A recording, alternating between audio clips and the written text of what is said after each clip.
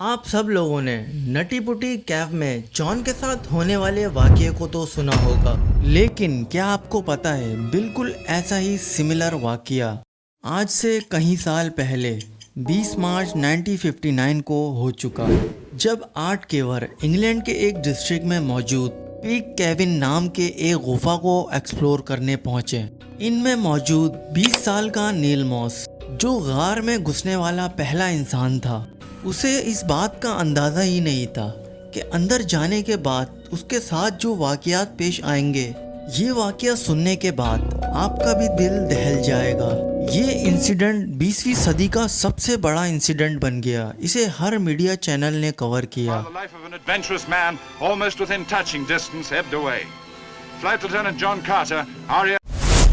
आखिर क्या हुआ था नील मॉस के साथ, चलिए जानते हैं इस वीडियो में। 28 जुलाई 1938 में पैदा होने वाला नील मॉस बचपन ही से फिजिकली एक्टिव था। नील मॉस के फादर ब्रिटिश कॉटन एग्जीक्यूट थे। नील मॉस एक वेल ऑफ फैमिली से बिलोंग करता था, जिसे कभी भी फाइनेंशियल इशू का सामना नहीं करना पड़ा। वैसे तो नील को सारे ही स्पोर्ट में काफी लगाव था, मगर कैव एक्सप्लोर करना इसका पैशन था। जब इसका एडमिशन ऑक्सफोर्ड यूनिवर्सिटी में हुआ तो इसने अपने पैशन को फॉलो करने के लिए यूनिवर्सिटी का एक क्लब ज्वाइन कर लिया। ब्रिटिश स्पेलियोलॉजिकल एसोसिएशन नाम का ये क्लब स्टूडेंट को केविंग की पढ़ाई करवाता था और उनको ट्रेनिंग भी करवाता था। इस क्लब को ज्वाइन करने के बाद नील मॉस का काम था केव को एक्सप्लोर करना और अनएक्सप्लोर केव के बारे में जानना।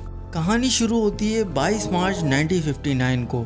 नील मॉस और इसके साथ मौजूद 8 लोगों की ये टीम ऐसे ही एक केव को एक्सप्लोर करने निकले। इंग्लैंड के डर्बी शहर में मौजूद पीक केविन में ब्रिटेन का सबसे बड़ा केव एंट्रेंस था, जिसमें एक नया चैम्बर डिस्कवर हुआ था जिसका नाम स्टैलेग्माइट चैम्बर था। और उस दिन वो 8 लोग इस चैम्बर को एक्सप्लोर करने निकले थे। इस चैम्बर के स्टार्ट में थोड़ा पानी मौजूद था और बाकी पूरे चैम्बर में मिट्टी मौजूद थी। चैम्बर में वैसे तो कोई खतरा मौजूद नहीं था, मगर नील मॉस के एक गलत डिसीजन की वजह से गलती इसको बहुत भारी पड़ गई। दरअसल स्टैलेग्माइट चैम्बर के ऊपर जाते वक्त उन्होंने ज़मीन के नीचे एक शेफ्ट देखी, यानी ज़मीन के नीचे एक पतली सी जगह जो ज़मीन की गहराई की तरफ जा रही थी। नील मॉस को लगा इस शेफ्ट के नीचे और नए पैसेज हो सकते हैं। इस शेफ्ट को एक्सप्लोर करने की ख्वाहिश इन 8 लोगों को भी थी, मगर मसला ये था कि शेफ्ट बहुत पतला था। इसे सिर्फ वही शख्स क्रॉस कर पाता जो काफ़ी पतला हो। पूरे ग्रुप में नील मॉस वाहिद था जो काफ़ी पतला था, और नील मॉस भी काफ़ी एक्साइटेड था इस जगह को एक्सप्लोर करने के लिए। और फिर यहीं से शुरू होता है the disaster of cave incident in 20th century. Neil Moss ने अंदाज़ा लगाया कि इस शेफ्ट की लेंथ 40 फीट हो सकती है, लेकिन फिर भी बैकअप प्लान के लिए 75 फीट की लंबी सीढ़ी अंदर डाल दी, ताकि अगर शेफ्ट लंबी भी हुई तो नील मॉस के लिए अंदर आने जाने में कोई मसला ना हो। दोपहर के 3 बज चुके थे और नील मॉस ने अंदर उतरना शुरू किया। वो 12 फीट तक आराम से सीढ़ी की मदद से नीचे उतर गया, लेकिन 12 फीट के बाद एक हार्ड टर्न आया, यानी 12 फीट के बाद रास्ते में एक ढलान आया। ये तकरीबन 10 फीट का था, इसलिए नील मॉस ने अपनी बॉडी को बैंड करके नीचे उतरना शुरू किया। इसने 10 फीट ढलान को क्रॉस करने के बाद दोबारा 18 फीट का लंबा पैसेज आया। इस 18 फीट के पैसेज से गुजरते वक्त इसने देखा कि कुछ पत्थरों ने इसका रास्ता ब्लॉक किया हुआ है, लेकिन फिर भी वो नीचे उतर गया। इसने सोचा कि वो उन पत्थरों को हटा देगा। इसने उन पत्थरों को हटाने के लिए अपने दोनों पाँव से उस पत्थर को हटाने लगा, जिसकी वजह से थोड़ा सा रास्ता क्लियर हुआ, मगर इसके इस अमल की वजह से बैकअप सीढ़ी अटक गई। कुछ देर स्ट्रगल करने के बाद इसने हार मान ली और वापस जाने का सोचा। वो जगह इतनी पतली थी कि सीढ़ियाँ चढ़ने के लिए भी अपने पाँव नहीं उठा पा रहा था, क्योंकि वो बिल्कुल सैंडविच बना हुआ था। इसने अपने साथियों को बताया कि वो फंस चुका है और बिल्कुल भी मूव नहीं कर पा रहा। उसके साथियों ने ये सुनकर उसे कहा कि सीढ़ी मजबूती से पकड़े, और साथ ही सीढ़ी को ऊपर खींचना शुरू किया। जैसे जैसे सीढ़ी ऊपर की तरफ खींचती रही, नील मॉस ऊपर की तरफ जा रहा था। अभी वो कुछ फीट ऊपर ही गया था कि सीढ़ी एक जगह अटक गई। अब ये इम्पॉसिबल था कि सीढ़ी को ऊपर की तरफ खींचा जाए, इसीलिए इसके साथियों ने शेफ्ट के नीचे रस्सियां फेंकना शुरू की, लेकिन सारी रस्सियां कहीं अटक जाती या फिर टूट जाती। इस दौरान इनके साथियों को अंदाजा हुआ कि सिचुएशन अब बिगड़ती जा रही है, इसीलिए उन्होंने अपने सोर्सेज से कांटेक्ट किया और मदद के लिए बुलाया, जिसके बाद पूरे इंग्लैंड से देखते ही देखते हर लेवल की रेस्क्यू टीम वहां पहुंच गई।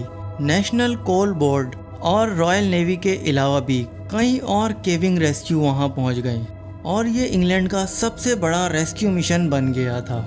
फिर एक के बाद एक रेस्क्यू टीम शेफ्ट में घुसने की कोशिश करने लगी, लेकिन नेल जिस जगह फंसा था वहां रेस्क्यूअर नहीं पहुंच पा रहे थे क्योंकि वो जगह काफ़ी पतली थी। वहां रोशनी और ऑक्सीजन भी बहुत कम थी। कुछ रेस्क्यूअर खुद ही बेहोश हो गए और फिर उनको भी रेस्क्यू करने की ज़रूरत पड़ी, लेकिन चौथे रेस्क्यूअर जॉन पीटर को थोड़ी कामयाबी मिली। दरअसल वो नेल मॉस के पास पहुंचा तो उसने चारों तरफ रस्सी बांध दी।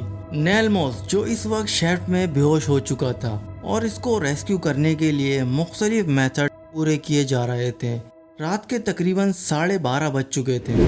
ऑक्सीजन सिलेंडर लाए गए ताकि शेफ्ट में ऑक्सीजन बैलेंस हो सके और नेल को किसी तरह रेस्क्यू कर सकें, लेकिन नेल के पास कोई भी सही से नहीं पहुंच पाया और सारे अटेम्प्ट फेल होने के बाद डिमांड की गई कि किसी छोटे और पतले एक्सपीरियंस केवर को लाया जाए जो आसानी से इस शेफ्ट में जा सके। और इसी डिमांड पर अगली सुबह 18 साल की जॉन बेली वहां पहुंची।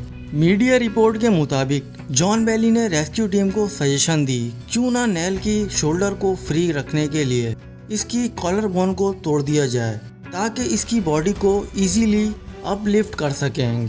मगर ऐसा तब मुमकिन था जब कोई सही तरह से नेल के पास पहुंच पाता, क्योंकि नेल ऐसी जगह फंसा था जहां कोई पहुंच नहीं पाया। यहाँ तक कि जॉन बेली भी उस तक पहुंचने में कामयाब नहीं हो पाई। शेफ्ट में मुसलसल ऑक्सीजन को पंप किया जा रहा था और गैर ज़रूरी गैसेस भी बाहर निकाली जा रही थी ताकि नेल आसानी से सांस ले सके। आखिर रिपोर्ट के मुताबिक नेल का एक बाजू बुरी तरह शेफ्ट में फंसा था, जिसकी वजह से वो मूव नहीं कर सकता था।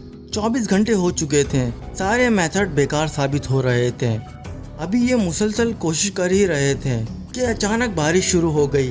बारिश की वजह से वहाँ काफ़ी मुश्किलात आने लगी, इसीलिए सबकी सेफ्टी के लिए रेस्क्यू टीम को अपना काम रोकना पड़ा। जब बारिश रुकी तो RAF के एक डॉक्टर शेफ्ट में नेल की सांस की आवाज़ सुनने के लिए गए।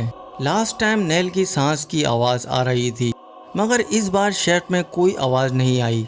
नेल शेफ्ट में ही अपनी आखिरी सांस ले चुका था। नेल की मौत का एग्जैक्ट टाइम तो किसी को मालूम नहीं था, मगर एक अंदाजे के मुताबिक नेल की मौत 24 मार्च सुबह 3 बजे बताई गई। इसकी मौत की वजह कार्बन मोनोऑक्साइड बताई गई थी। रेस्क्यू टीम इसकी डेड बॉडी लेने के लिए शेफ्ट में जाने वाली थी, मगर नेल के फादर ने कहा इसकी बॉडी लाने के लिए अपनी जान को खतरे में ना डालें, जिसके बाद इसकी बॉडी वहीं छोड़ दी गई और शेफ्ट को छोटे छोटे पत्थर डालकर सील कर दिया गया। नेल मॉस के साथ होने वाला ये वाकया वर्ल्ड वाइड बन चुका था।